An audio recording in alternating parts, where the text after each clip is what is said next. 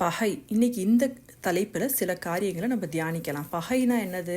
நம்ம இப்போ 2 பேர் யாரோ சண்டை போட்டோம் அப்படின்னா நம்ம எதிரிகள் ஆயிடுவோம். அப்போ நம்ம 2 பேருக்கு இடையில பகை வந்துடும். அதுதான் பகைன்னு எல்லாருக்கும் தெரியும். ஆனால் இந்த உலகத்தில் மனிதர்களுக்குள்ள எந்த பகையுமே கிடையாது. நம்மளுக்கு ஒரே ஒரு சத்ரு யார் அப்படின்னா பிசாசு மட்டும்தான். அவன் ஒருத்தன் தான் நம்மளுக்கு எதிராளி. அவன் என்ன செய்வான்?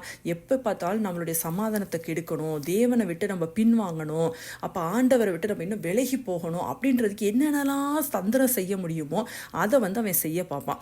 ஆனால் அவனால் டைரக்டாக செய்ய முடியாது. அதனால என்ன பண்ணுவான்? பிற மனிதர்களை யூஸ் பண்ணி நம்மளை அந்த மாதிரி டிஸ்டர்ப் பண்ண பார்ப்பான்.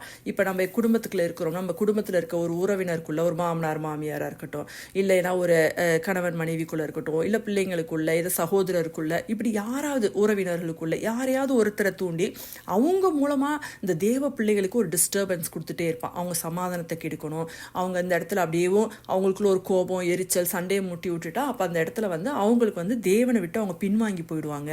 அப்படி அவங்கள விழ வைக்கணுன்றதுக்காக என்னென்னலாம் செய்கிறானோ அவன் தான் அந்த சத்ரு, பிசாசு. ஆனால் நம்ம உலகத்தில் என்ன நினைப்போம்? ஐயோ, நம்மளுக்கு விரோதமாக நம்ம அண்ணன் இப்படி பேசிட்டாங்க, நம்மளுடைய கணவர் இப்படி பேசிட்டாரு, நம்மளுடைய சொந்தங்கள் இப்படி பேசிட்டாங்க அப்படின்னு சொல்லிட்டு நம்ம என்ன பாருவோம்? நம்ம பார்வையில் அந்த மனிதனை தான் நம்ம பகையாக பார்ப்போம். ஆனால் ஆண்டவர் ஒரு நாள் எனக்கு அழகாக இதை கற்றுக் கொடுத்தார். ஒரு நாள் எங்கள் ஃபேமிலியில் இந்த சொத்து விஷயங்களெல்லாம் பேசிகிட்டு இருக்கும்போது தேவையில்லாத நிறைய வித்தியாசங்களை நான் பார்க்க ஆரம்பித்தேன். மனிதர்களுக்கு இடையில என்னடா இவங்க எப்படி இருந்தவங்க, இவங்க என்ன இப்படி பேசுகிறாங்க, இவங்க என்ன இப்படி நடந்துக்கிறாங்க அப்படின்னு சொல்லிட்டு ஆரம்பத்தில் நானும் எல்லா மனிதர்களை போல் இவங்க என்னையே இப்படிலாம் பண்ணுறாங்க அப்படின்னு சொல்லிட்டு அவங்க மேலே தான் கோவப்பட்டேன், அவங்க மேலே தான் எரிச்சலானேன், அந்த மனிதர்களை தான் நான் பகைச்சேன். ஆனால் ஆண்டவர் அப்போ எனக்கு ஒரு காரியம் சொல்லி கொடுத்தாரு, ரொம்ப அழகாக சொல்லி கொடுத்தாரு. அது என்னன்னா, மத்தேயு 16வது அதிகாரத்தில் 21லேருந்து 23 வரைக்கும் நான் வாசிக்கிறேன். இயேசு தாம் எருசலேமுக்கு போய் மூப்பராலும் பிரதான ஆசாரியராலும் பல பாடுகள் பட்டு கொலையுண்டு 3ஆம் நாளில் எழுந்திருக்க வேண்டும் என்பதை தம்முடைய சீஷர்களுக்கு சொல்ல தொடங்கினார். அப்பொழுது பேதுரு அவரை தனியே அழைத்து கொண்டு போய், ஆண்டவரே, இது உமக்கு நேரிடக்கூடாதே, இது உமக்கு சம்பவிப்பது இல்லை என்று அவரை கடிந்து கொள்ள தொடங்கினான். அவரோ திரும்பி பேதுருவை பார்த்து, எனக்கு பின்னாக போ சாத்தானே, நீ எனக்கு இடரலாய் இருக்கிறாய், தேவனுக்கு ஏற்றவைகளை சிந்தியாமல் மனுஷருக்கு ஏற்றவைகளை சிந்திக்கிறாய் என்றார். இந்த வசனத்தை ஆண்டவர் எனக்கு காமிச்சிட்டு ஆண்டவர் சொன்னார், இந்த இடத்துல பேதுருவை பார்த்து ஆண்டவர் சொல்லியிருப்பாரு, எனக்கு பின்னாக போ சாத்தானேன்னு சொல்லுவார். அப்போ ஆண்டவர் சொன்னார், அந்த சாத்தான்னு அவரை பேதுருவை கூப்பிடலை, பேதுரு மூலமாக கிரியை செய்கிற அந்த சாத்தான். ஆண்டவர் அந்த கடைசி காலத்தில், அந்த கடைசியில் சிலுவையின் பாடுகளை அனுபவிக்க வேண்டுன்றதுக்கு அவர் ஒரு இடரலாக பேதுரு மூலமாக சாத்தான் பேசுகிறான். அப்போ அந்த இடத்துல ஆண்டவர் பேதுருவை சாத்தான்னு சொல்ல, பேதுரு மூலமாக கிரியை செய்கிற அந்த சாத்தானைத்தான் அவர் என்ன பண்ணுறாரு? கடிந்து கொள்கிறாரு. அப்போ தான் ஆண்டவர் எனக்கு விளக்கி காமிச்சாரு, உன்னோட சமாதானத்தை குலைக்கணும், நீ என்னை விட்டு பின்னா இருக்கணும்னு சொல்லிட்டு உன் குடும்பத்தாரை வச்சே அந்த சாத்தான் என்ன பண்ணுறான்? அவங்க மூலமாக இந்த காரியங்கள் எல்லாம் நடப்பித்து கொண்டு இருக்கிறான்றத உணர்வு ஆண்டவர் எனக்கு கொடுத்தாரு. அப்போ தான் எனக்கு காரியம் விளங்குச்சு. அப்போ நான் உடனே என்ன பண்ணேன்? ஆண்டவர் அப்போ எனக்கு சொல்லி கொடுத்தாரு, நீ அந்த ஆத்மாக்களை பகைக்கிறதுனால பகை கூடிக்கொண்டே போகும், ஒரு சொல்யூஷன் கிடைக்காது.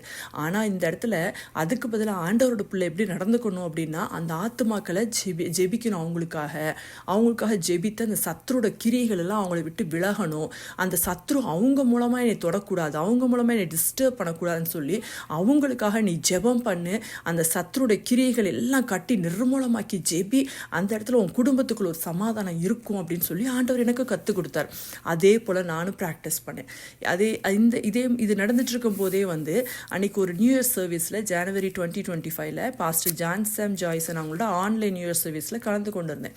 அப்போ அவங்க அந்த எண்ட் ஆஃப் த இயர் முடியும் போது ஒவ்வொரு காரியங்களுக்கு ஆண்டவருக்கு நன்றி சொல்லி ஜெபிக்க சொல்லிக்கிட்டே இருந்தாங்க. அப்போ நானும் அதை ஜெபிச்சுட்டே இருந்தேன்.